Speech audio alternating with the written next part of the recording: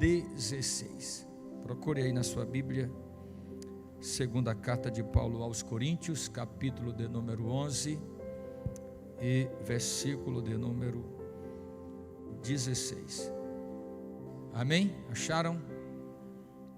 O texto diz: outra vez digo, ninguém me julgue insensato, ou então recebei-me como insensato, para que também me glorie um pouco.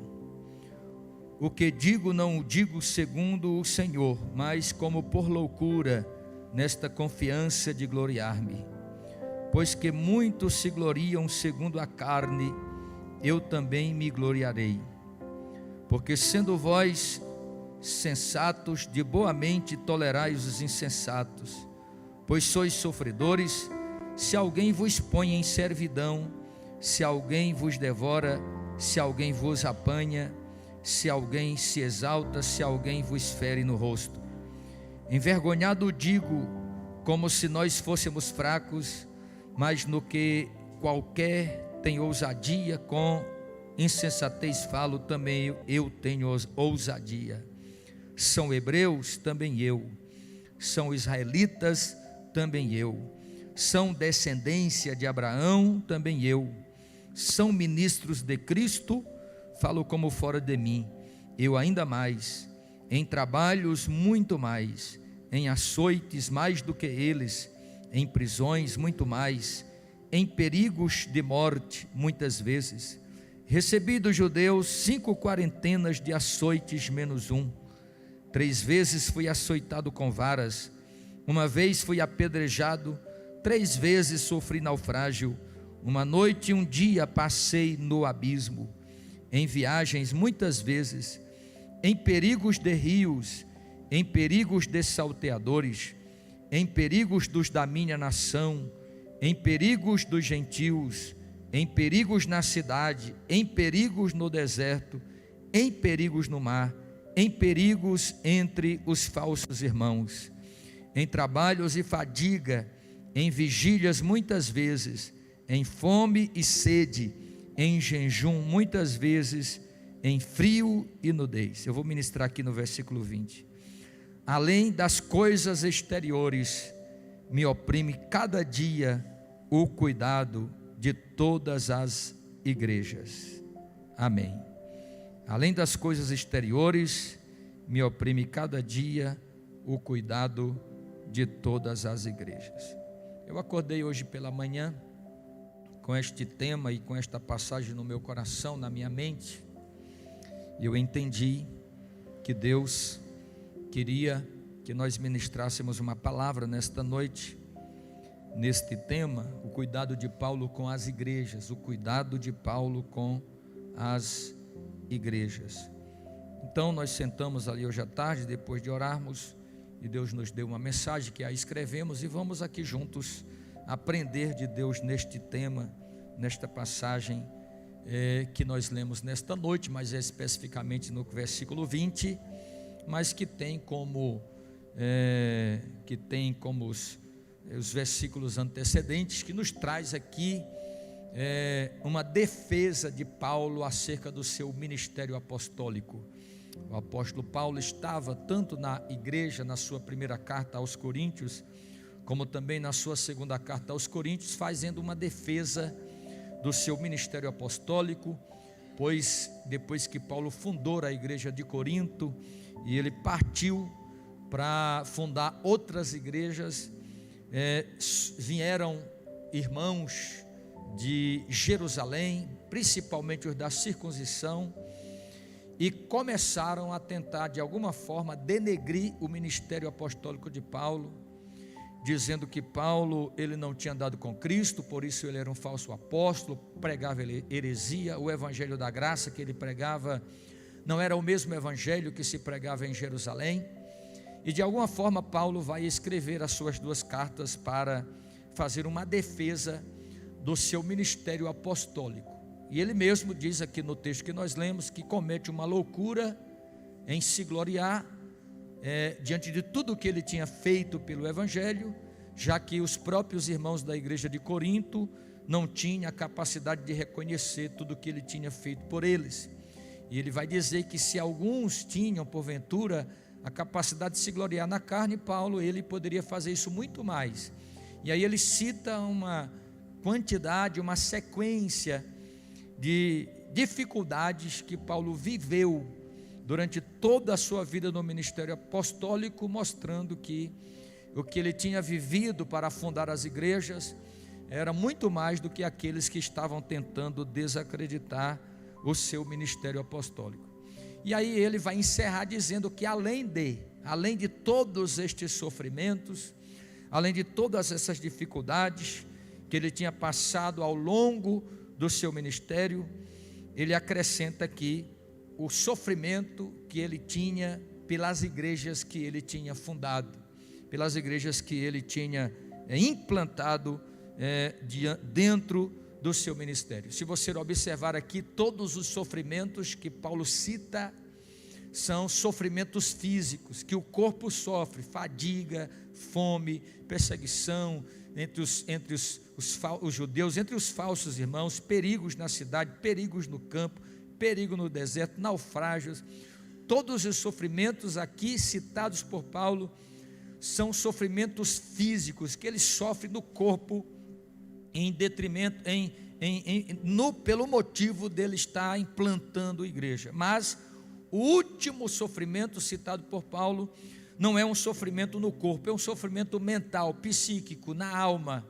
É uma preocupação que ele carrega sobre todas as igrejas do Senhor por onde ele tem passado e aonde ele tem fundado. Paulo está aqui mostrando que além disso, além de todas estas coisas, ou seja, acima de todo este sofrimento físico que ele sofreu por causa da obra de Deus, ainda carregava consigo uma preocupação, o cuidado.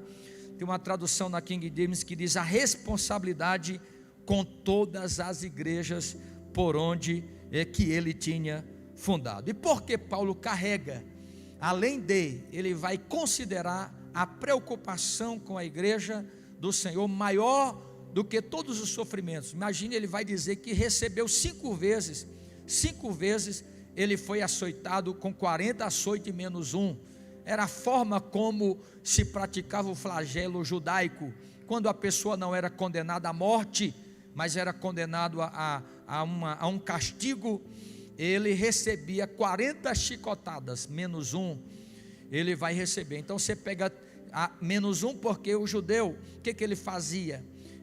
Os judeus que condenavam alguém a algumas chicotadas, para não completar o número de 40 chicotadas, eles davam 39, depois começava uma de novo até 39, para não completar as 40. Então vai fazer isso 5 vezes com Paulo. Em um momento em que ele foi açoitado, deveria ter sido açoitado uma única vez, 40 chicotadas, mas os próprios irmãos dele, quebrando a lei, para não completar as 40 chicotadas, dava 39, voltava para a primeira, dava mais 39, voltava para a primeira, e assim fizeram 5 vezes com Paulo. Ele também vai dizer que foi açoitado com varas, e aí agora já é o tipo de açoite não judeu, mas romano, e já não tinha um número exato. O açoite romano era tanto quanto o carrasco quisesse açoitar Paulo. Ele vai dizer: eu trago no meu corpo as marcas de Cristo. E quando ele está falando lá as marcas de Cristo, ele está falando de forma literal. Ele trazia na sua pele, na sua carne, no seu corpo os açoites, as chicotadas, as varadas e os apedrejamentos que ele tinha sofrido durante o seu ministério apostólico. Mas todo este sofrimento não se comparava com a preocupação que Paulo tinha com a igreja do Senhor. Eu sei que nenhum de nós sofremos o que Paulo sofreu durante a sua vida no seu ministério apostólico. Eu acredito que nenhum de nós aqui temos condições nem de desatar as sandálias dos pés de Paulo, do apóstolo Paulo, né? Se é que podemos usar esta expressão. Mas além de todo esse sofrimento físico, Paulo tinha um sofrimento na alma, e este sofrimento era uma preocupação com a responsabilidade que ele tinha com a igreja. E por quê? Porque Paulo sabia que a igreja seria constantemente atacada, que surgiriam todos os tipos de perseguições e aflições e ataques, tanto de dentro da igreja como de fora, e dependendo da forma como ela seria atacada, seria perseguida, poderia até mesmo não subsistir aos sofrimentos que ela iria passar. É claro que Paulo aqui, ele não está falando da igreja universal, que é a igreja que estarão todos os salvos. Igreja aqui é a igreja local. Ele está falando da igreja local, porque onde ele passa, ele funda uma igreja, deixa uma igreja ali implantada, e agora ele está preocupado com essas igrejas que ele tem fundado, porque dependendo do que esta igreja passaria, esta igreja local, a perseguição, o sofrimento, as dificuldades tanto internas como externas, poderiam matar esta igreja, literalmente. Eu quero que você abra aí Atos dos Apóstolos, e capítulo de número 20, e versículo de número 29 e 30, quando Paulo está fazendo o seu último discurso, antes de ser preso e ser levado para Roma. Ele vai dizer aqui no capítulo de número 20, e no versículo de número, vamos ler o 28, 29 e 30, ele diz: olhai pois por vós, e por todo o rebanho, sobre que o Espírito Santo vos constituiu bispos, para apacentardes a igreja de Deus, que ele resgatou com seu próprio sangue. Versículo 20, porque eu sei, por que ele sabe? Porque Deus já tinha revelado para ele, porque eu sei isto, que depois da minha partida, entrarão no meio de vós lobos cruéis. Entrarão quem? Lobos cruéis, que não perdoarão o rebanho. Olha o que ele diz no versículo 30, e que dentre vós mesmos, dentro da própria igreja, dentro de vós mesmos, se levantarão homens que falarão coisas perversas para atraírem os discípulos após si. Então o próprio Paulo está dizendo aqui que quando ele partisse, ele era, o papel de Paulo como apóstolo e do pastor é proteger a igreja dos falsos obreiros, dos falsos crentes, das falsas doutrinas, das heresias. Mas Paulo está dizendo aqui que quando ele partisse, surgiriam lobos cruéis. É o maior pedrador da ovelha. Surgirão lobos cruéis que não perdoarão o rebanho. Ele vai dizer: e dentro de vós mesmos. Para quem Paulo estava falando aqui? Paulo estava falando para os bispos da igreja da região da Ásia. Aqui ele estava na cidade de Éfeso, e se você ler o texto anterior, o contexto anterior, Paulo mandou chamar todos os pastores das cidades vizinhas, e aqui ele fez uma reunião com estes pastores, e ele está dizendo que no meio daqueles obreiros, no meio daqueles líderes, daquelas pessoas, no meio de vós mesmos, surgirão homens cruéis, que falarão com astúcia, pois o propósito desses homens seria atrair as ovelhas de Cristo para si, atrair as ovelhas de Cristo para si mesmo. Então veja que esta é uma das preocupações de Paulo: os lobos, os falsos obreiros, os falsos pregadores, os falsos ensinadores e os falsos crentes. Em 1 Coríntios, no capítulo de número 11 e no versículo de número 13, também há uma preocupação aqui. Eu quero mostrar só algumas que deixava Paulo preocupado, cuidado com as igrejas. Em 1 Coríntios, no capítulo de número 11 e versículo de número 13 ao versículo de número 15, ele vai dizer,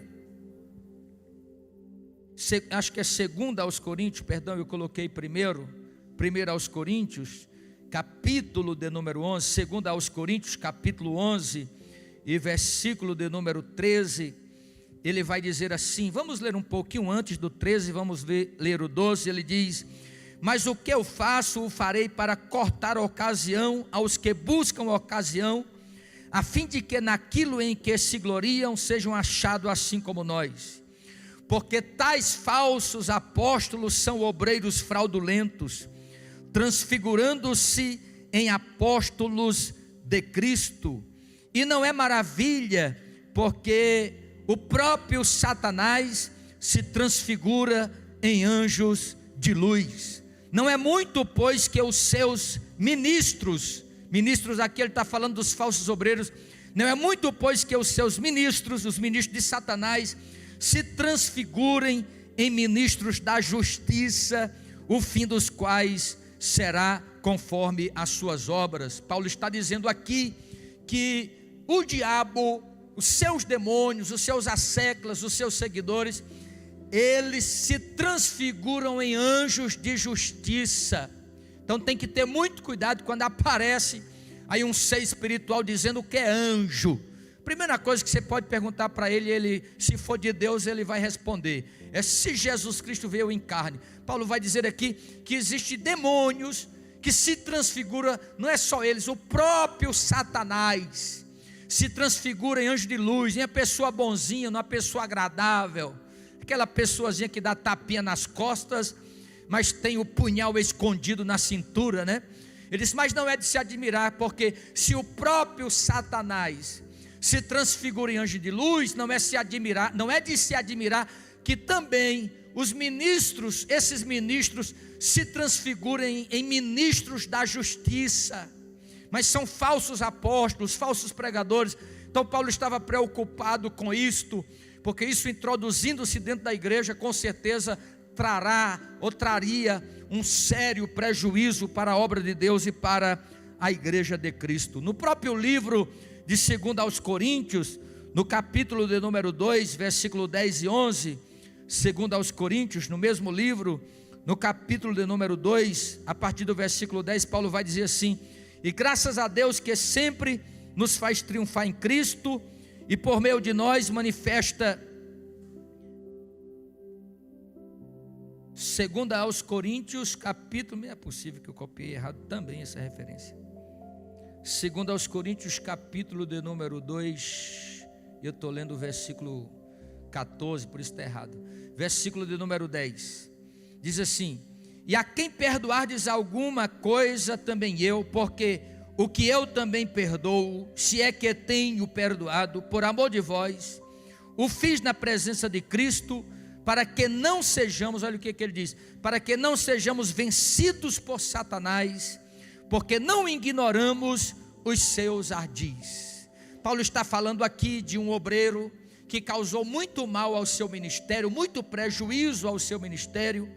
E Paulo, no início dessa carta, no início da primeira carta, Paulo escreve, porque ele não tinha causado prejuízo não só ao ministério de Paulo, mas tinha causado prejuízo à própria igreja.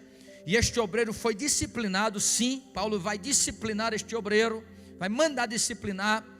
Só que depois Paulo vai mandar colocá-lo em comunhão novamente, porque já tinha liberado perdão para esse obreiro, o tempo da disciplina já tinha se completado, e deveria ser restaurada a comunhão. Porque deveria ser restaurada a comunhão?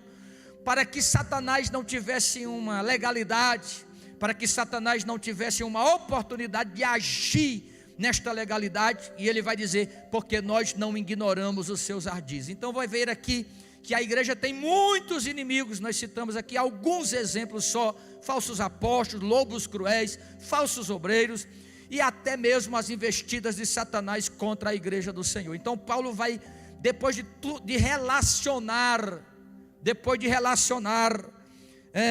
os seus sofrimentos, ele vai trazer o seu maior sofrimento, que é esse tipo de preocupação com as igrejas que ele tinha fundado.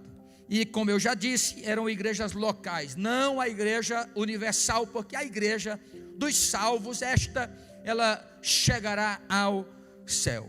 Então Paulo queria, não só queria, mas também orava para que a igreja atingisse um nível de maturidade espiritual, que pudesse fazer com que essa igreja sobrevivesse a qualquer ataque, seja ele de fora ou seja ele de dentro. Ele carregava uma preocupação, além dos seus sofrimentos, uma preocupação, e, portanto, Paulo sempre orava a Deus para que as igrejas que ele tinha fundado, e não só as que ele tinha fundado, mas a igreja de Cristo, locais, as igrejas locais, pudessem atingir uma maturidade espiritual, uma estatura espiritual, de forma que estas igrejas não viessem a acabar, ser destruídas, sumirem, desaparecerem.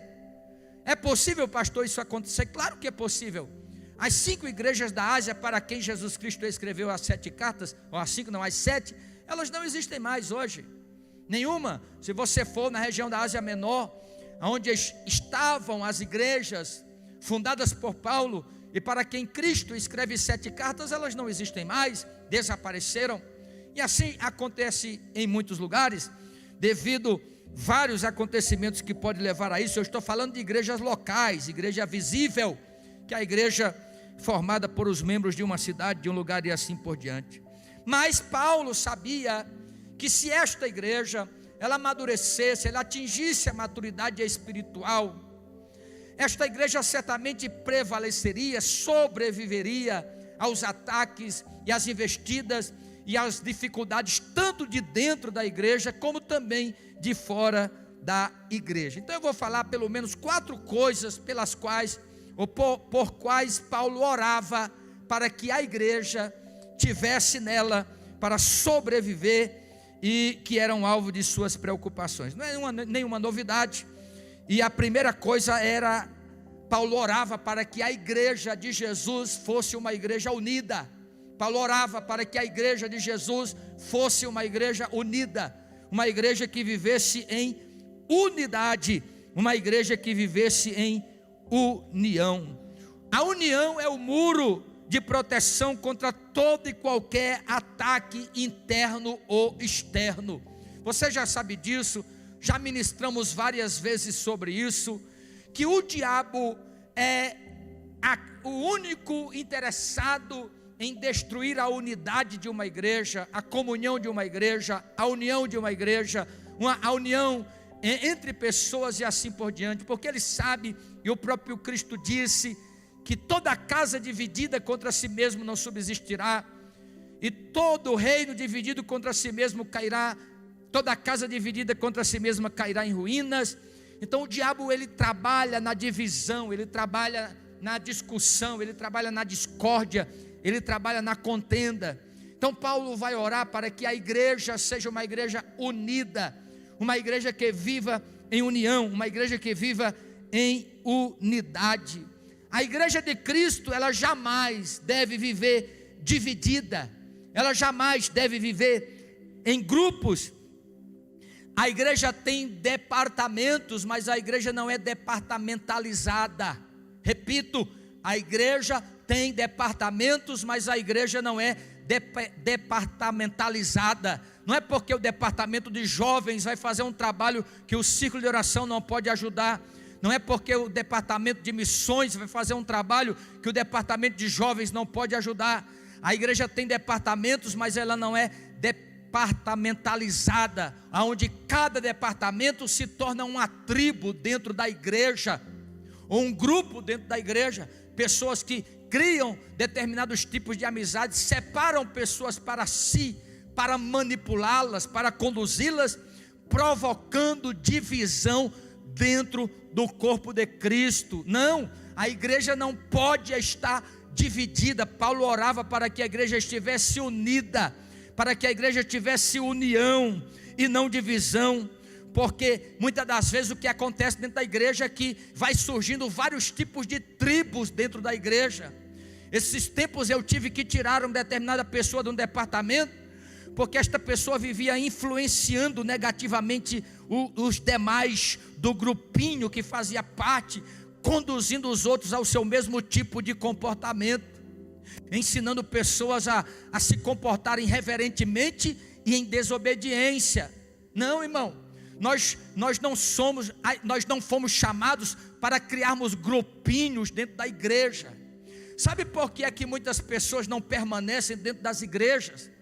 É porque muitas das vezes o certo seria, estou vendo alguns irmãos aqui na frente novos, não sei se são novos convertidos, ou se estão visitando a igreja, mas o que a igreja deveria fazer, o grupo de jovens, as irmãs que não é jovem, os irmãos que já são casados, a igreja no geral, era ajudar essas pessoas a permanecer na igreja. Quando terminar o culto, em vez de juntar o grupinho de amigos dos jovens e brincar e fazer papo, deveria juntar e chegar perto dessa pessoa que é novo convertido e interagir com ela, inserir esta pessoa no seio da igreja, para que esta pessoa pudesse se sentir bem. Da mesma forma, os irmãos também, não só os obreiros, mas os irmãos em geral, os irmãos, as irmãs em geral. O que muitas das vezes acontece é um tipo de ciúme bobo, ciúme besta, carnal, que não é de Deus, que às vezes chega uma pessoa na igreja, ou está na igreja, ou vem de outra igreja, e aí começa a galgar na obra de Deus uma posição, Deus vai usando, vai levantando, e aí as pessoas querem matar aquela pessoa, porque acha que aquela pessoa está tomando o lugar que é dela, o lugar que é dele. Irmão, nós não temos lugar nenhum aqui, todo lugar aqui é do Deus Todo-Poderoso. É Deus quem coloca um aqui, outro ali, outro acolá, usa um de um jeito, outro de outra forma, outro de outra maneira. Todos nós fomos colocados no corpo de Cristo como Ele quis, e não como nós quiséramos, para que nós pudéssemos desenvolver com qualidade a obra do Senhor Deus Todo-Poderoso. Deixa eu te fazer uma pergunta: será que você não vai prestar conta de uma alma que você contribuiu para jogar ela fora da igreja? Porque você formou grupinhos, dissensão, discórdia, contenda, de forma que fez com que aquela pessoa fosse lançada fora da igreja.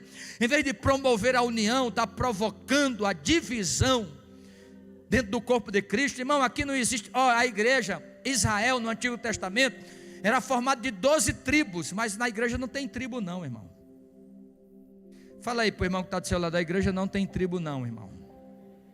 Aqui não tem crente da tribo de Rúben, outro da tribo de Levi, outro da tribo, não, irmão. Todos nós aqui somos nação santa, povo adquirido, sacerdócio real. Bendito seja o nome soberano do Senhor Jesus Cristo. Nós temos que entender o nosso lugar no corpo de Cristo. Paulo orava por uma igreja unida. Cristo faz uma pergunta lá em 1 Coríntios, no capítulo 1, versículo 13. Ele diz: está Cristo dividido? Está Cristo dividido? Paulo pergunta. Será que Cristo está dividido? Rapaz, alguém baixou os negócios ali, eu não sei quem foi que mandou, mas está fazendo calor, então volta lá, no nome de Jesus, para o lugar, por favor. Olha, veja bem aqui, veja bem. Esse tipo de ordem agora só vai sair do pastor, viu, meu filho? Você não obedece mais ninguém, só o pastor, no nome de Jesus. E a irmã Liduína?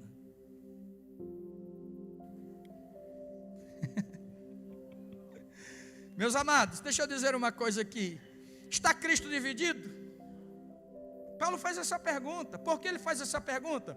Porque os irmãos dentro da igreja de Corinto estavam vivendo em grupo. Eu sou de Paulo, eu sou de Apolo, eu sou de Cefas, eu sou de Cristo.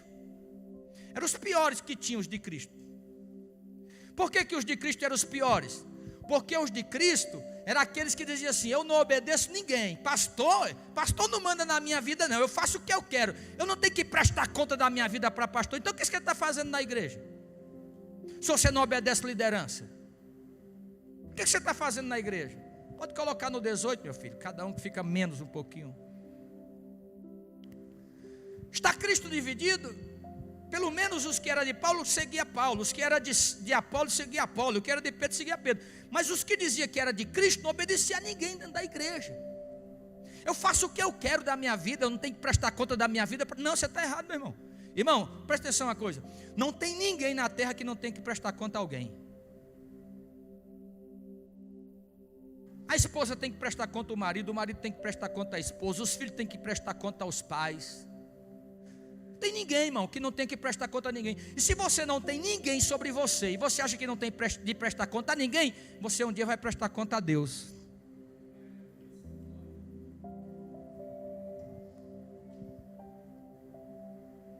Então, infelizmente, existem pessoas que são afeiçoadas a esse tipo de comportamento. Mas Paulo faz essa pergunta: está Cristo dividido? Você sabia que aquele que contribui para dividir a igreja um dia será visitado pelo juízo divino?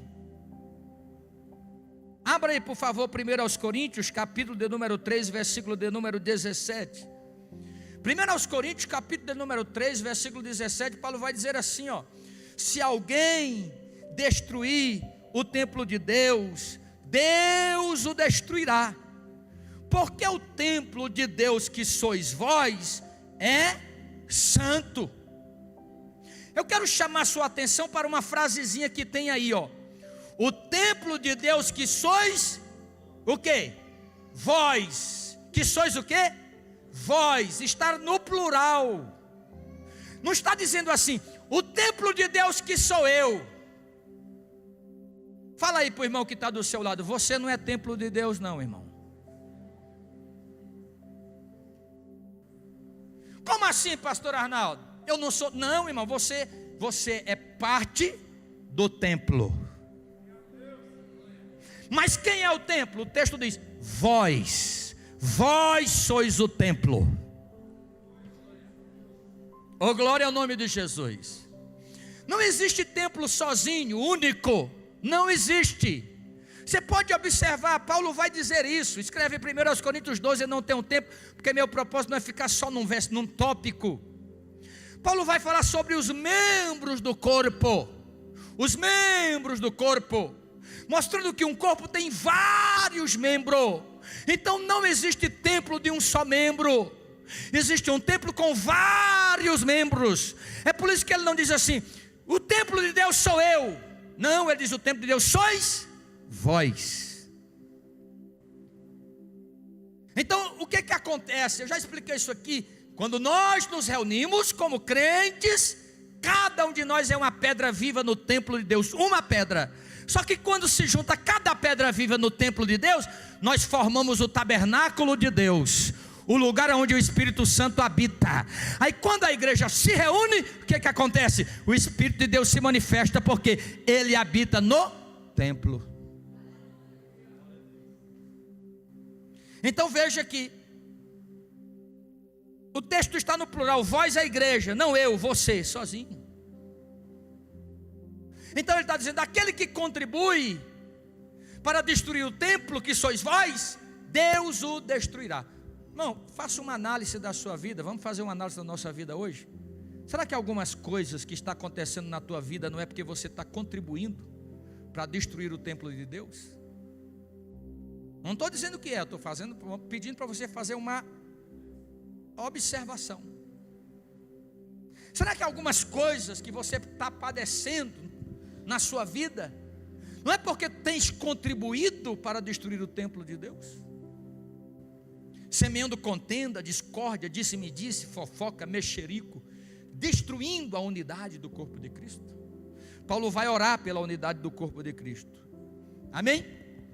Paulo também orava, a preocupação de Paulo pela igreja o fazia orar para que a igreja tivesse firmeza na palavra. Diga comigo, firmeza na palavra. Melhor isso aí, diga, só quem está vivo, diga firmeza na palavra. Paulo orava para que a igreja fosse firme na palavra, tivesse firmeza nas escrituras. Se você abre a 1 Timóteo, capítulo de número 4, e versículos de número 1 e 2, Paulo vai dizer assim, conjuro-te, ou seja, te encorajo, Timóteo, te encorajo solenemente, que pregues a palavra, insiste a tempo e fora de tempo, aconselha, repreende, encoraja com toda paciência e doutrina. Paulo, ele estava preocupado, orando pela igreja, para que a igreja ela estivesse firmada na palavra, firmada nas escrituras, na palavra de Deus. Esses dias teve um debate aí na internet, não deveria acontecer, porque Paulo já nos ensina, escrevendo a Timóteo, que ao servo de Deus não convém contender. A internet hoje, infelizmente, tem contribuído muito para escandalizar o evangelho, muitas das vezes. Quando usamos para transmitir, para alcançar alguém, maravilha. Mas o que? Tem sites aí, irmão, no YouTube, que é para, tem site evangélico, que é para trazer para a internet, para a rede social, os escândalos que está acontecendo dentro das igrejas. E o que é que essa pessoa está fazendo? Eu acredito que o diabo olha para esse tipo de gente que faz isso. E tem muito canal evangélico assim. Eu acredito que o diabo olha para esse tipo de crente que faz isso, fazendo assim: não precisa eu fazer mais nada, porque ele já está fazendo. Porque o papel do crente, irmão, não é mostrar a nudez da igreja. O papel do crente é cobrir a nudez da igreja. É inevitável ter escândalos dentro da igreja, eu falo em geral. Jesus disse: é inevitável que haja escândalos. É inevitável. Mas ai daqueles por quem vierem. Agora você, se tomar o papel de pegar às vezes um problema interno que está acontecendo e jogar ao vento para contribuir cada vez mais para escandalizar o evangelho, irmão. Não, o que acontece é que Paulo, ele está preocupado com a igreja, e ele sabe que a igreja precisa ter firmeza nas escrituras, firmeza na palavra. Eu ia falar que houve um debate aí entre dois pastores no Rio de Janeiro, que o culto dele vai por dia 5, 10, 15, 20 mil pessoas. É o cara da revelação, ele revela o CPF. Eu não preciso que ninguém revele meu CPF, eu já sei. Então não precisa me revelar. Revela CPF, identidade, revela. E um outro que é bíblico, é um pregador no Brasil que ele é bíblico, ele tem Bíblia, ele só prega a Bíblia. E esse cara quis disputar, esse outro pastor quis discutir com ele, e ele quis abrir a Bíblia, já que estava debatendo, para debater Bíblia. Porque a Bíblia diz, irmão, que o crente, se você for evangelizado e alguém quiser debater com você religião, sai fora. A Bíblia diz que nós não devemos debater com ninguém, nós não devemos discutir com ninguém. A discussão causa só escândalo para a obra de Deus. Bendito seja o nome do Senhor. Mas se um crente ele tiver firmeza, veja bem, uma igreja firmada na palavra de Deus, irmão, ela não é levada por ventos de doutrina. Ela não é levada por vento de doutrina. Sabe qual é o problema da nossa geração? É que eu passo uma tarde inteira numa terça-feira para preparar um ensino como esse, para trazer uma palavra sadia para a igreja. Aí a semana toda os crentes ficam ouvindo mais 10, 20 pastores. Hoje os crentes não tem mais só um pastor da igreja, ele tem os pastores da internet. Eles não querem mais ouvir o pastor que Deus colocou na vida dele para ensinar ele a caminhar para o céu, não. Ele não quer não, ele quer os pastores da internet, porque muitas das vezes os pastores da internet falam aquilo que ele quer ouvir, aquilo que lhe agrada. Não, irmão, mas um crente que é firmado na palavra de Deus, ele não é levado por nenhum vento de doutrina, ele não é levado por movimentos, por modismo, ele não segue a multidão, ele tem discernimento espiritual, ela tem compromisso com a verdade, e ela corrige o pecado e corrige o mal que está dentro dela, porque ela está firmada na palavra de Deus. Não tem coisa melhor do que você congregar numa igreja que é firmada na palavra. E eu não estou dizendo isso porque eu sou pastor, não. Eu estou dizendo isso porque eu sou crente. E se eu não fosse pastor e não tivesse um ministério, e eu fosse crente como Deus me fez crente, e conhecesse a Bíblia como eu conheço, eu só escolheria para congregar uma igreja que tivesse compromisso com a palavra, tivesse compromisso com as escrituras, independente de qualquer coisa. Paulo orava para que a igreja tivesse firmeza na palavra. Olha, vamos ver a carta de Jesus Cristo à igreja de Éfeso em Apocalipse capítulo 2. Como essa igreja tinha firmeza nas escrituras, tinha firmeza na palavra de Deus. Apocalipse capítulo de número 2, versículo de número 2. Jesus vai escrever a primeira carta à igreja de Éfeso. Ele diz assim, ó: eu sei tuas obras, e o teu trabalho, e a tua paciência. Olha o que diz aqui: e não podes sofrer os maus, pusestes à prova os que dizem ser apóstolos e não são, e tu os achastes mentirosos. Chegou uns apóstolos em Éfeso dizendo que era apóstolo, mas a igreja de Éfeso primeiro colocou eles à prova, testou eles, para ver se eles eram verdade. E quando eles foram testados, foram achados falsos apóstolos, foram achados mentirosos, falsos obreiros, falso cristão. É por isso que eu não vou colocando a mão na cabeça de todo mundo, irmão, para o ministério. Tem que ser testado primeiro, tem que ser provado, para ver se é verdadeiro. Esse dia apareceram uns crentes aqui na igreja, irmão. Eu já disse isso aqui, mas eu vou dizer de novo. A pessoa estava se sacudindo na cadeira. O irmão falou: olha lá, pastor, cheio do Espírito. Eu digo: como assim você sabe que está cheio do Espírito? Chegou agora na igreja. Vocês conhecem o testemunho dessa pessoa? Conhecem as obras? Vamos esperar primeiro, para nós ver se essa pessoa tem fruto. Aí fica uns obreiros, me liga: pastor, fulano de tal chegou aí, pode pregar. Fulano de tal, meu irmão, tenha sabedoria. No nome de Jesus, use as pessoas que já estão há mais tempo na igreja, que estão dando bom testemunho, que tem fruto, que tem compromisso com a palavra. Aí a pessoa chega onde ele pode chegar dizendo que é pastor, irmão. Pode chegar dizendo que é missionário, que é pregador. Deixa ficar no banco, vamos ver as obras primeiro. Esse dia chegou alguém na igreja aqui, nós demos uma oportunidade para cantar, e começou a cantar, sair no meio da igreja, papá colocando a mão na cabeça do povo, profetizando. Aí eu fiquei observando, quando sentava para cantar, não dava um glória a Deus, um aleluia, não levantava a mão para adorar Jesus, se levantava toda hora, ficava conversando na igreja. Eu ficava: interessante, Jesus, parece que a unção está no microfone. Vocês conhecem a unção do microfone, irmão? A pessoa está o culto inteiro, não dá um glória a Deus, mas na hora que ela pega o microfone, dá glória a Deus aí, irmão. Ei, Jesus é bom, Jesus está aqui, Ele vai entrar na tua casa, pá, pá, pá. Aí quando senta, parece que morreu. Que unção é essa? A unção do microfone.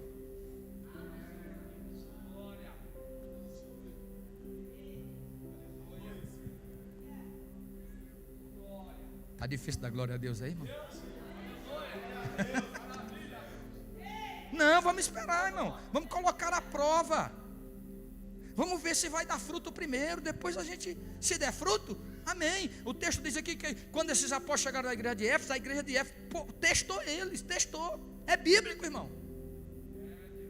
Hoje as pessoas não aguentam mais um teste de fé, não aguentam mais nada. As pessoas estão melindrosas. O pastor não pode falar nada, não pode corrigir, não pode dizer uma coisa. Quer sair da igreja, quer trocar de, quer mudar de igreja. Melindrosa, irmão.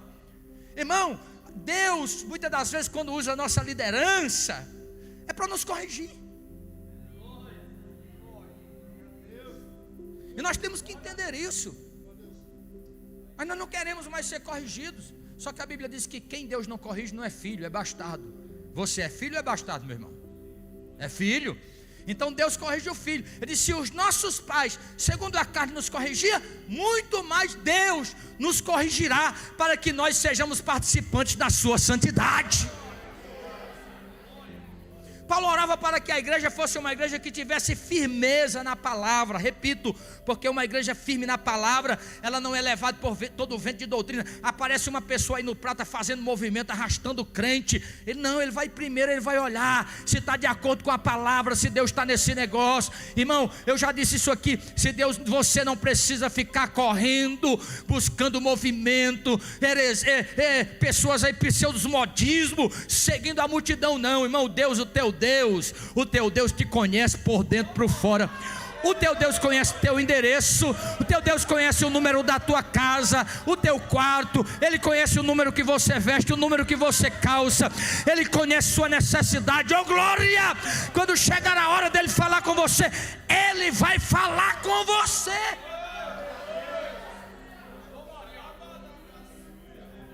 Uma igreja firmada na palavra, ela não é levada por todo o vento de doutrina, movimento que vai fazendo por aí.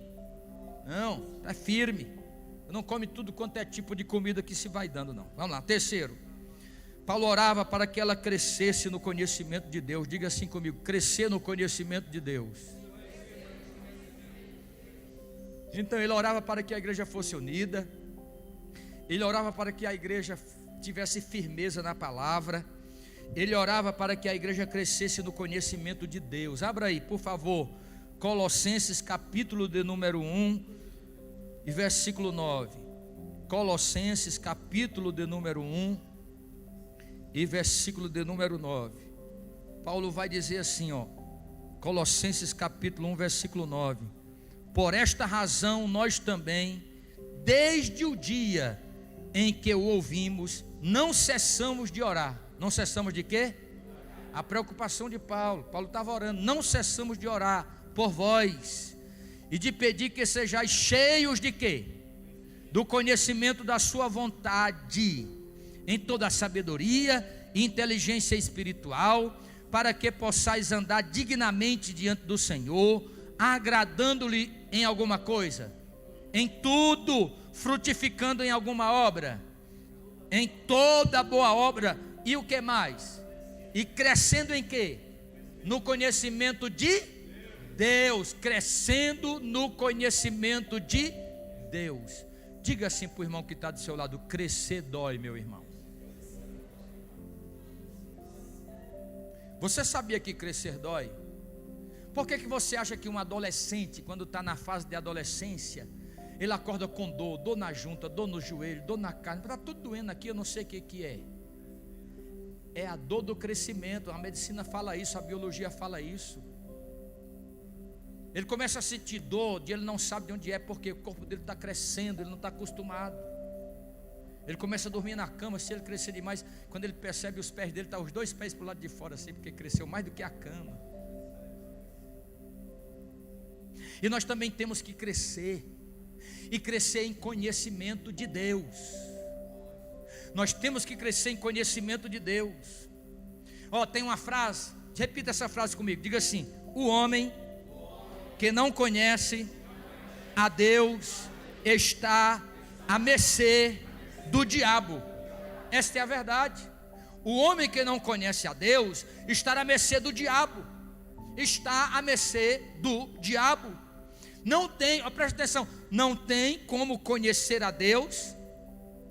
Não há como crescer sem conhecimento. Não há como crescer sem conhecimento. Não tem como crescer sem conhecimento. Se você, agora eu não estou falando mais de vida biológica, eu estou falando de vida intelectual, espiritual, alma. Se você não adquire conhecimento, você sempre será aquilo que você aprendeu e só até ali. Mas a proporção que você aprende, ao mesmo tempo que você adquire conhecimento, você também cresce naquilo que você aprende. Por que as pessoas, quando se formam na faculdade, hoje um diploma de faculdade, só o diploma de faculdade não é mais suficiente? Não é mais. Ele tem que terminar de faculdade, ele tem que fazer uma especialização, ele tem que fazer uma graduação, uma pós-graduação, e ele tem que se aperfeiçoar. E quanto mais ele se aperfeiçoa, melhor ele fica, porque o conhecimento produz crescimento. É por isso que Paulo está orando aqui: por isso me ponho de joelho e não paro de orar por vós, para que vocês cresçam em conhecimento de Deus. Então ele está preocupado com a igreja, está orando para que a igreja cresça no conhecimento de Deus. Conhecimento de Deus, irmãos, não é saber que Ele existe. Quantos aqui sabem que Deus existe? Se eu fizer essa pergunta para alguém lá fora, eles vão levantar a mão também. Conhecer a Deus, ou conhecimento de Deus, não é saber que Ele existe, é saber quem Ele é. Vou repetir: conhecimento de Deus não é saber que Ele existe, é saber quem Ele é. Oh, glória ao nome de Jesus. Porque éramos muitas das vezes como os cristãos, ou melhor, porque erramos muitas das vezes como cristão. Por que erramos? Por que muitas vezes as coisas na nossa vida dão errado? Porque nós não conhecemos o Deus que nós dizemos servir. E muitas das vezes vamos errando continuamente, porque nós sabemos que Ele existe, mas nós não temos conhecimento dEle. Aí vamos errando no casamento, na família, vamos errando nos negócios, vamos errando na vida espiritual. Por quê? Porque nós vamos servindo a Deus a partir daquilo que nós imaginamos que Ele é. Uma coisa é servir a Deus a partir daquilo que você imagina que Ele é. Uma coisa é você servir a Deus diante daquilo que Ele diz que Ele é na sua palavra. Ter conhecimento de Deus. Abra aí Isaías capítulo 1, versículo 3. Isaías capítulo de número 1 e versículo de número 3. Olha o que Deus diz do seu povo, em Isaías capítulo 1 e versículo de número 3. Ele diz assim, ó: o boi conhece o seu possuidor, e o jumento, quem, irmão? O jumento, a manjedoura do seu dono, mas Israel não tem conhecimento. O meu povo não me conhece. Irmão, eu lembro, e já vi muitas das vezes, quando morava na roça, quem já morou sabe, todo animal, todo rebanho de animal tem um líder, sim ou não? Eu lembro que uma pessoa tem um rebanho de bovino, não como agora, mas aquela caipira que aquela família criava, um rebanho de bovino. Aí ele sabia descobrir quem é o líder no meio desse rebanho. O que eles iam lá? Colocavam um chocalho. Por que colocavam um chocalho? Porque quando o proprietário ia atrás do rebanho, ele chamava o líder pelo nome, colocava o nome naquele boi. Chamava, sei lá, diga o nome aí que você pode colocar numa vaca. Lindona. Como foi, Flávio, que você falou? Mimosa é o nome de vaca. Mimosa. Aí a mimosa se levanta, aí ela já sabe que o dono está chamando e as outras acompanham. É assim, irmão. Do mesmo jeito é ovelha. Pode observar que sempre tem um líder para liderar o rebanho. Aí Deus está dizendo assim: o boi conhece o seu possuidor, o jumento sabe a manjedoura a hora de comer, mas o meu povo não me conhece. O meu povo não tem entendimento. O meu povo perdeu a inteligência. O meu povo perdeu a capacidade de compreender. Deus está dizendo que os animais conhecem seus donos, mas nós que fomos feitos por ser inteligentes, não conhecemos o Deus a quem nós dizemos servir. Olha o que Deus diz no livro de Jeremias, capítulo de número 4 e versículo de número 22. Jeremias, capítulo de número 4 e versículo de número 22. Livro de Jeremias, capítulo 4, versículo 22, diz assim, ó: deveras o meu povo está louco. Está o que aí? Louco. O meu povo está louco. Deus está dizendo: já não me conhece.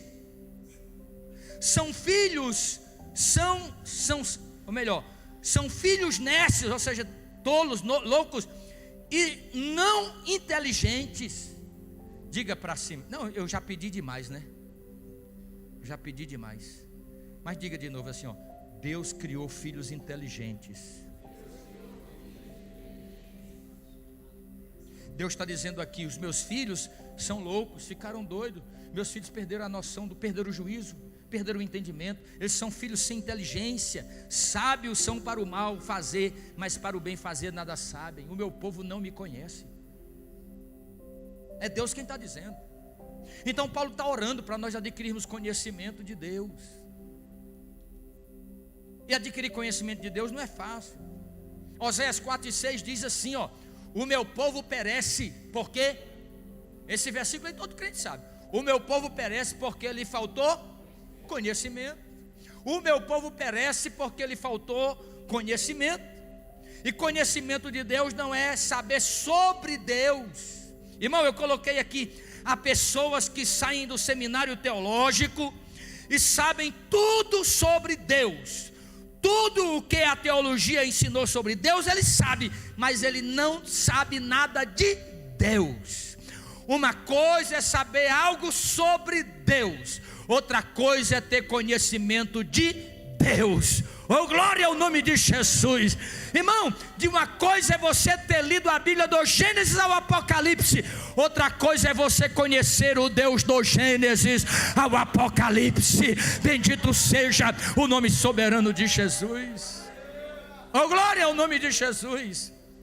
Nós temos que ter conhecimento de Deus, irmão. Tem crente que sabe de tudo, tem crente que sabe de política, que sabe de tudo, mas não sabe de Deus, irmão.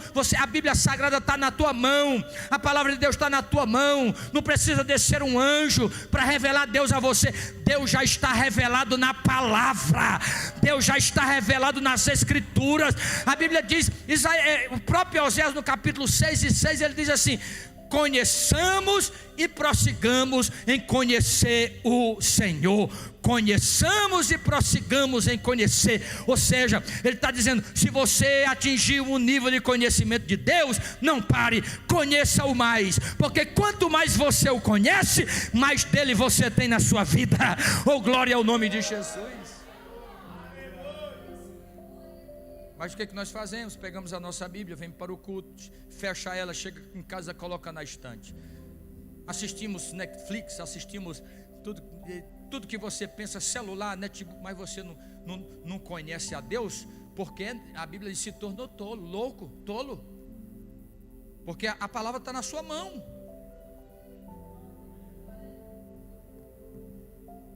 Diga comigo assim: conhecimento é intimidade.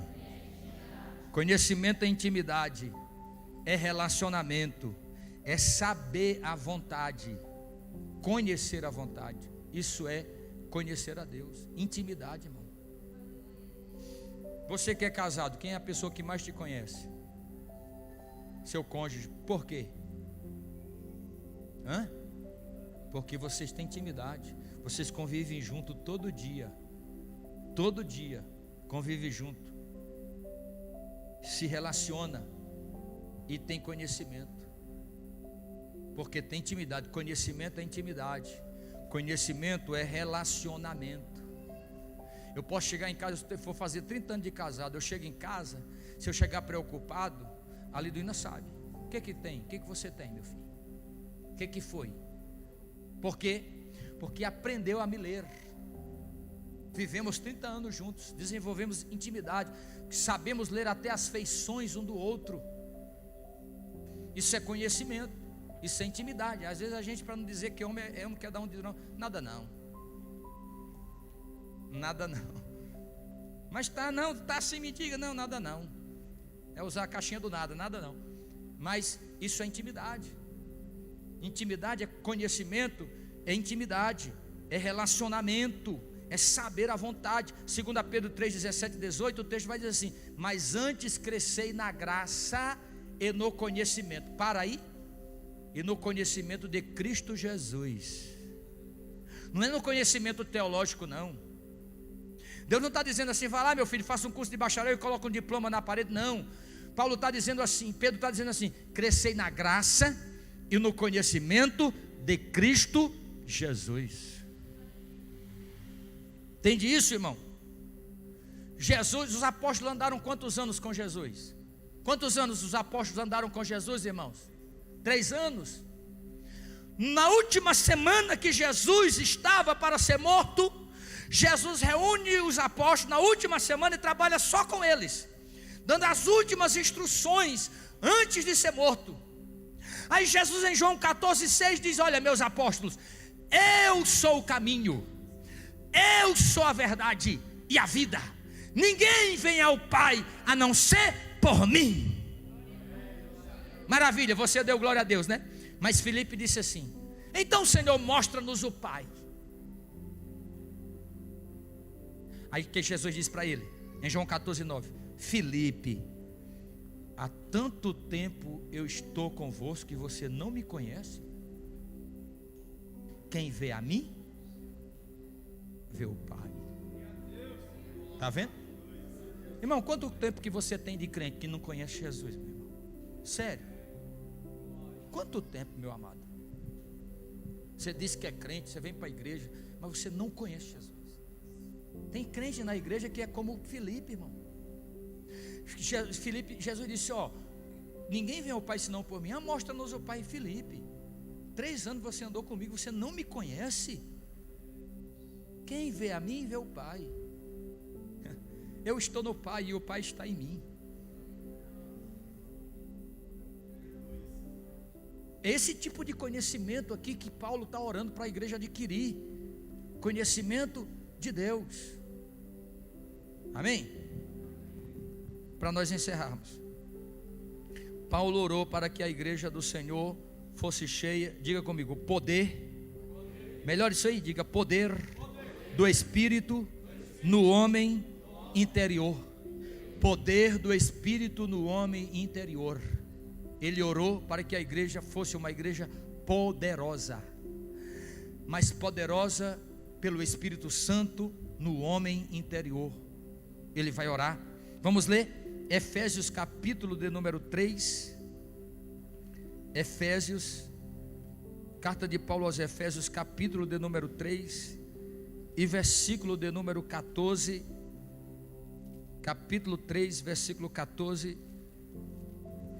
Ele vai dizer assim, ó: por causa disso me ponho de joelhos. A preocupação dele com a igreja, está orando, preocupado, com cuidado. Ele diz: me ponho de joelhos perante o Pai de nosso Senhor Jesus Cristo, do qual toda a família nos céus e na terra toma o nome. Para quê? Para quê? Então por que Paulo está orando? Para quê? Segundo as riquezas da sua glória, vos conceda que sejais corroborados com poder, no seu, pelo seu Espírito no homem interior. Paulo disse: eu estou de joelhos, orando para que vocês sejam corroborados. A palavra corroborado é confirmados com poder, pelo Espírito Santo no homem interior, ou seja, de dentro para fora. No homem interior, de dentro, poder dentro e não poder fora. Tem gente que chega nas igrejas por aí, irmão. Estou falando igreja grande, igreja rica, encosta lá a sua BMW. Ele tenta chegar primeiro até para o povo ver o carrão dele. Olha, eu tenho poder. Olha, irmão, isso aí não é poder para Deus. Se tiver gente crente achando que o que ele tem, o que ele possui, isso aí é poder, você está enganado, meu irmão. Isso aí é posse. Poder é outra coisa. Poder é outra coisa. Isso é posse. Mas o texto está dizendo que Paulo está orando para que a igreja tenha poder no homem interior. Então Paulo queria que a igreja de Cristo fosse uma igreja poderosa. E agora deixa eu te falar, poder aqui não é poder para saltar não, irmão. Porque eu já vi muita gente saltando aqui fora e brigando lá fora, aqui dentro e brigando lá fora.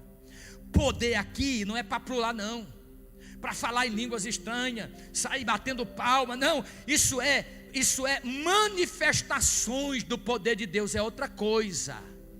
Mas poder aqui não é isso não. Poder aqui no homem interior são, aqui eu disse, tudo são manifestações, mas poder aqui é firmeza.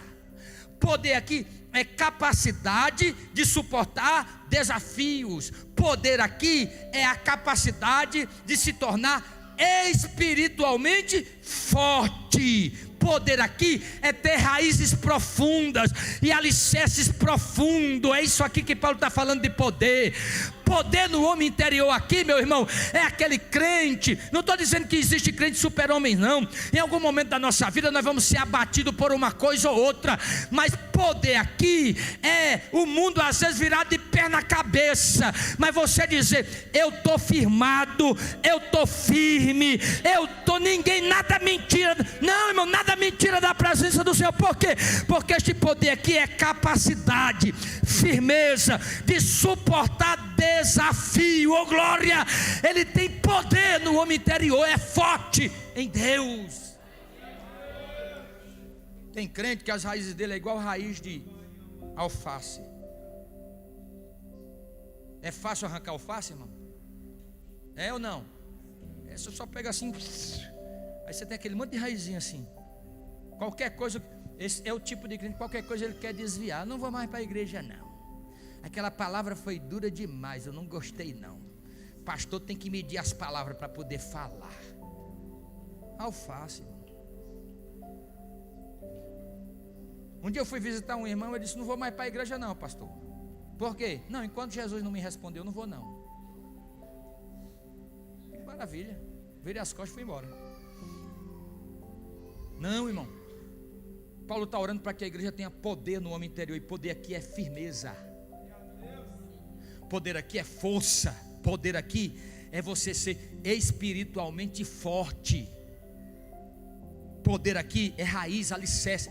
Irmão, crente é como cedro. É como cedro. A raiz do cedro, irmão, o cedro, quando ele é plantado, irmão, os 3 primeiros anos do cedro não coloca broto, porque ele está produzindo raiz para baixo. Enquanto o cedro não encontra água, ele não para de lançar raiz. Agora tente arrancar um cedro. Tem uma reflexão que diz que o crente é como o bambu chinês. O bambu chinês, ele passa 8 anos produzindo raiz para baixo. Depois do 8º ano ele coloca um broto. Mas ninguém, nem vento, nem tempestade, nada pode arrancar aquele bambu pela raiz. Por quê? Porque ele tem poder do Espírito no homem interior. Ele tem raiz e ele tem profundidade. Agora olha o texto, meu irmão, olha o texto, como a Bíblia é perfeita, maravilhosa e graciosa. Poder para quê? Poder, eu já expliquei, mas olha o que ele diz aqui, ó, versículo 19. E conhecer, diga comigo, poder para conhecer.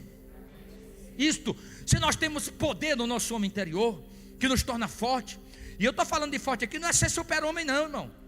Porque Elias, que foi Elias, que orava para Deus mandar fogo do céu, Elias pediu a morte, mas foi sempre que fez isso com ele? Não, então vai ter momento que nós vamos ser atingidos fortemente. Eu já contei aqui um exemplo de um homem que aceitou Jesus, e aí as pessoas se levantavam muito contra ele, muito, batia, levantava, tentava atingi-lo, mas ele sempre firme. Aí um dia, alguém que era amigo íntimo dele, porque, irmão, é comum você esperar que alguém que está mais distante se levante contra você, mas muito dificilmente você espera que um amigo íntimo, que come com você, que senta na tua mesa, te traia. Sim ou não? A quem você confiou sua vida, amigo. Um amigo atirou uma pedra nele, ele caiu, ficou desmaiado umas 3 horas. Aí o vizinho que observava a vida daquele homem foi conversar com ele, falou assim: rapaz, eu observei que você levou muitas pedradas ao longo da sua vida e nenhuma delas conseguiu te derrubar, mas eu vi que te jogaram uma pedrinha pequena e você ficou desacordado 3 horas. Ele disse: é verdade, porque as pedras grandes que atiraram em mim e não me derrubaram era de quem eu já esperava, mas a pedra pequena que atiraram em mim foi o meu melhor amigo.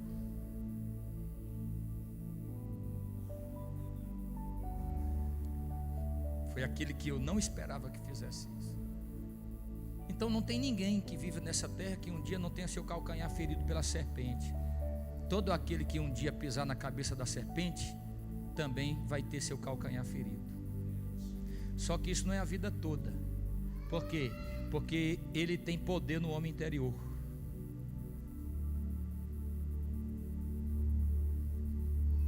Se ele tem poder do Espírito no homem interior, ele vai ficar firme, porque ele tem raiz. Oh, glória ao nome de Jesus. As lutas não vão derrubá-lo, nem as tribulações matá-lo, porque ele tem raiz. Jó tinha raiz, por isso que a luta de Jó não matou Jó, tinha raiz. Oh, glória ao nome de Jesus. Então Paulo orava para que a igreja tivesse poder, porque se a igreja tivesse poder no homem interior, no seu ser interior, de dentro para fora, nada destruiria esta igreja. A igreja de Filadélfia, irmão, era uma igreja que era forte espiritualmente, mas era pobre materialmente. Eu quero que você abra aí Apocalipse 3:10. Apocalipse 3:10. Vou ministrar aí uma hora e pouquinho. Daqui uns dias eu viajo mais 12 dias. Vocês ficam tranquilos de mim e eu volto de novo. Vamos lá. Apocalipse 3 e versículo 7. Olha o que diz aí. Eu sei as tuas obras. Vamos ler o 8 para nós ganharmos tempo. Eu sei as tuas obras. Eis que diante de ti pus uma porta aberta, e ninguém a pode fechar. tendo pouca força. Pouca força aqui, irmão, não é a força, não é o poder de Efésios. Força aqui, ele estava dizendo assim: vocês é uma igreja de pessoas simples e materialmente pobre. Tendo pouca força, não guardastes a minha palavra e não negastes o meu nome. Oh, glória ao nome de Jesus. Porque o poder de uma igreja não está no templo. O poder de uma igreja não está nos bens que essa igreja tem. O poder de uma igreja não está nos recursos financeiros que ela tem. O poder de uma igreja está no poder do Espírito habitando nela. Tu tens pouca força, mas guardaste minha palavra, não negastes o meu nome. Eis que eu farei aos da sinagoga de Satanás, aos que se dizem judeus e não são, que mentem, eu farei com que venha e adorem prostrado aos teus pés, e saiba que eu te amo. Como guardastes a palavra da minha paciência, também eu te guardarei da hora da tentação que há de vir sobre todo mundo, para tentar os que habitam sobre a terra. O que era a igreja de Filadélfia? Uma igreja que tinha poder no homem interior, tinha pouca força. Olhando socialmente na cidade de Filadélfia, ela não era uma igreja de muita expressão. Jesus tinha dito assim: você é uma igreja que não tem muita expressão em Filadélfia, mas você mesmo tendo pouca força, você não negou o meu nome. Você pôs à prova aqueles que diziam que era judeu e não são, e aqueles que se levantaram contra você, Filadélfia. Eu vou trazer e fazer que eles se prostrem aos teus pés, para saber que eu estou contigo. Bendito seja o nome soberano do Senhor. Eu vou deixar você adorar Jesus. Oh, glória ao nome de Jesus. Diga comigo: uma igreja do céu e não da terra. Paulo orava para que a igreja fosse uma igreja do céu e não uma igreja da terra. Ele vai escrever lá em Colossenses 1 ao 3. Ele vai dizer: pensai nas coisas que são de cima e não nas coisas que são da terra. Buscai as coisas que são de cima e não as coisas que são da terra. Irmão, o que tem de crente embaraçado com as coisas da terra não é brincadeira.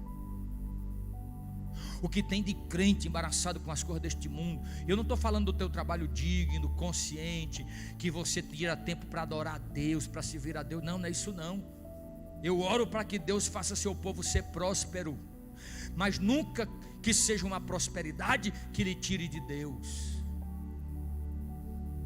que você não tenha tempo para Deus, que te faça querer só as coisas da terra. E muitas das vezes quando isso acontece é porque esse cristão se tornou um cristão terreno. Ele quer o céu, mas ele também quer as coisas da terra. Mas Paulo orou para que a igreja pensasse nas coisas de cima, buscasse as coisas de cima. Você pode até se mover na horizontal, trabalhar, conquistar. Deus pode te abençoar sim, mas eu quero te dizer que a igreja é do céu e não da terra.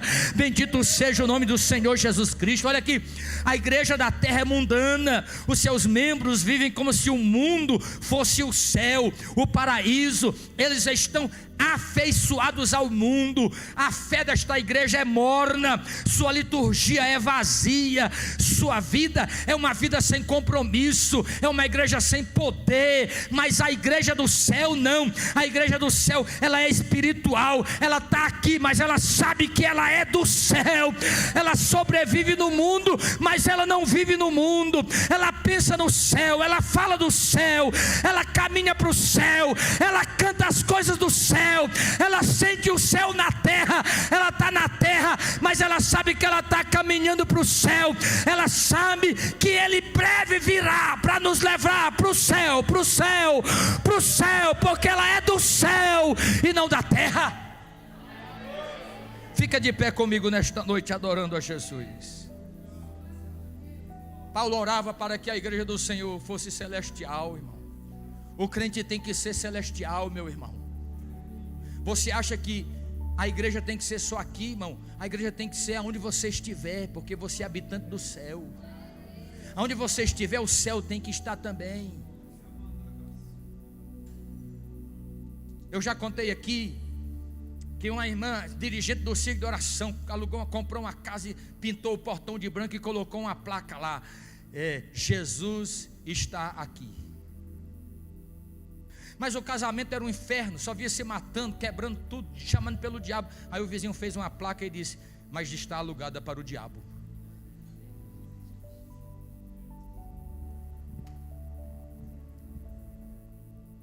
A igreja, Paulo orava para que a igreja fosse uma igreja do céu e não da terra. Nós estamos na terra, mas nós não somos daqui. Eu vou esperar você orar. Feche os seus olhos. A minha oração é a oração de Paulo. A minha oração é que essa igreja local seja uma igreja unida. A minha oração é que essa igreja seja uma igreja firmada na palavra. A minha oração é que essa igreja cresça no conhecimento de Deus. A minha oração é que essa igreja seja poderosa, mas não poderosa só pelos movimentos, mas poderosa no seu homem interior, que passa pelos processos, que sabe passar pelas lutas, pelas dificuldades, que tem raiz. Oh, glória ao nome de Jesus. Oh, glória. Bendito seja o nome de Jesus. Oh, bendito seja o nome de Jesus. Flávia, minha filha, vem ministrar um louvor aqui, vem cá. Nós vamos orar enquanto você ministra. Oh, glória ao nome de Jesus. Oh, glória ao nome de Jesus. Xarabante choflaraba suriahai. Oh, glória ao nome de Jesus. Comece a orar, peça para Deus te fortalecer de poder no homem interior, pelo poder do Espírito. Oh, glória. Peça a Ele a mente de Cristo. Peça a Ele conhecimento de Deus. E busque isso para você crescer. Firmeza na palavra, firmeza nas Escrituras, para não ser levado por todo o vento de doutrina, por todo o movimento, tudo que aparece aí. Oh, glória ao nome de Jesus. Para ser um amante das Escrituras, um amante da Bíblia, um amante do culto de ensino, da escola bíblica dominical. Prazer, que você tenha prazer na palavra e não mal-estar quando sair do culto, sair vomitando o que foi pregado, porque já não consegue mais ouvir a palavra. Não. Oh, glória ao nome de Jesus. Eu vou esperar você orar. O Espírito de Deus está aqui esta noite. Bendito seja o nome soberano de Jesus. Oh, glória ao nome de Jesus. Nós ministramos a palavra. Agora é hora de você deixar ela fazer efeito na sua vida. Oh, glória ao nome de Jesus. Oh, glória ao nome de Jesus. Aleluia. Oh, glória ao teu nome, Jesus. Oh, glória ao teu nome, Jesus. Shayamai Joes Nimikias.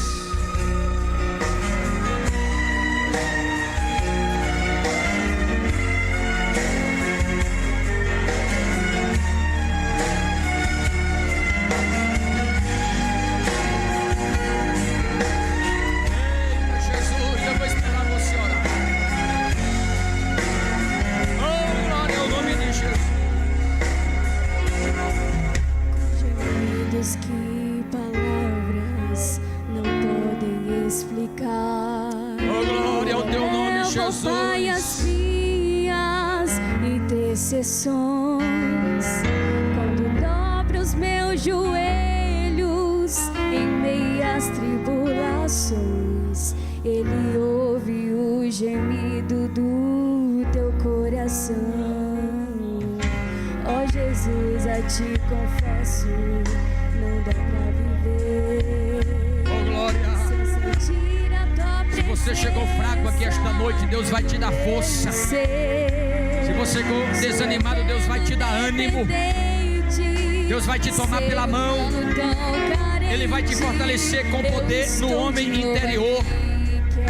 Talvez você não conquiste muita coisa lá fora, mas você vai ter poder de Deus para chegar no céu. Oh, glória ao nome de Jesus.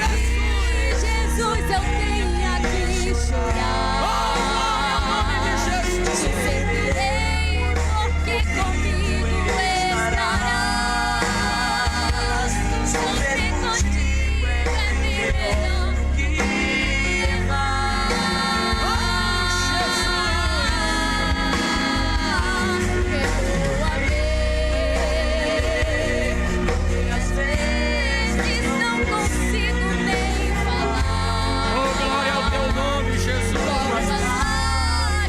fortalece a igreja dobrada, Jesus. Que esta igreja seja firmada na palavra, unida. Notai aqueles que andam semeando discórdias e contendas no nosso meio, Jesus. Repreende toda obra carnal, diabólica do inferno. Oh, bendito seja o nome de Jesus.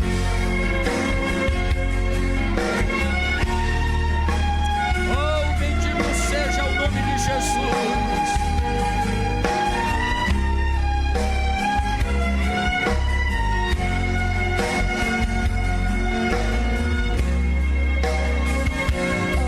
Oh, Jesus, eu te confesso, não dá pra viver sem sentir a tua presença no meu ser. Sou eterno. Não dá pra viver sem sentir a tua presença no meu ser. Tremendo isso. Eu estou de novo no homem aqui, interior. quero teu poder. Oh, glória ao nome de Jesus. Ainda que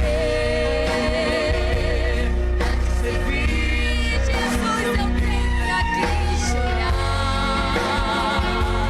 Te servirei, porque comigo estarás.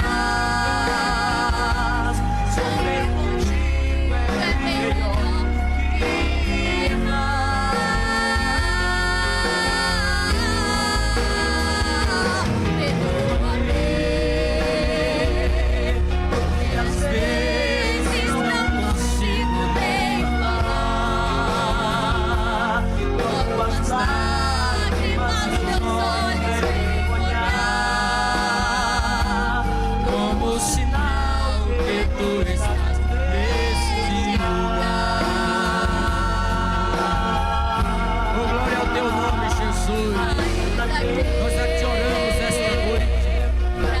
em tua presença, ministrados pela tua palavra, clamando pela tua graça, pela tua força, pela tua bondade, pela tua misericórdia, Pai, pela tua igreja, Senhor.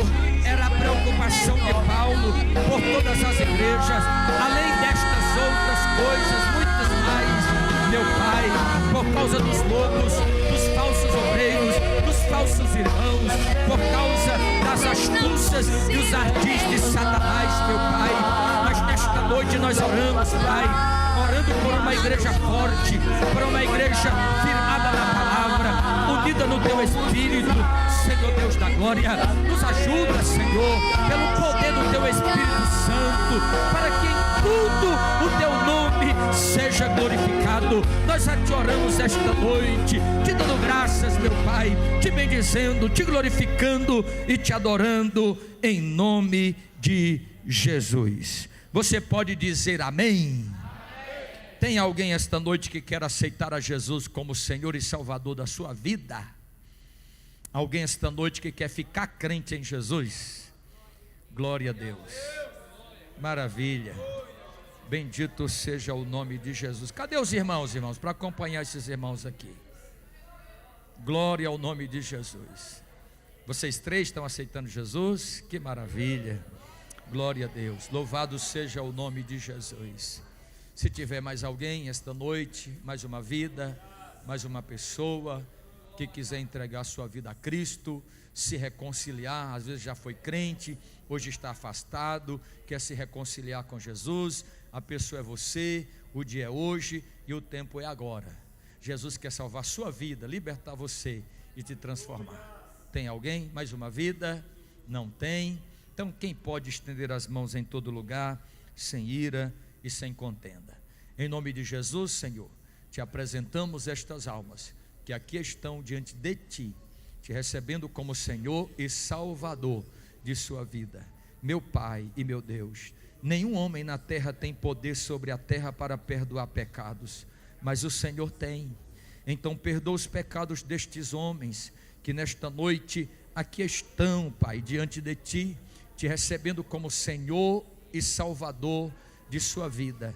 Nós ministramos sobre eles nesta noite para declarar cancelado toda obra do mal, meu Pai e meu Deus, para proclamar libertação sobre eles nesta noite, pelo poder e autoridade que há no teu nome. Que todo mal caia por terra, que todo mal seja cancelado, que todo projeto do mal, meu Pai, seja repreendido pelo poder e autoridade que há no teu nome. Nós repreendemos o mal, nós damos uma ordem ao mal em nome de Jesus. Caia por terra na autoridade que há no nome de Jesus. Vai tocando, Senhor, vai operando, porque o Senhor é poderoso para fazer muito mais além do que nós pedimos ou pensamos, meu Deus e meu Pai. Então nós ministramos a tua palavra nesta noite,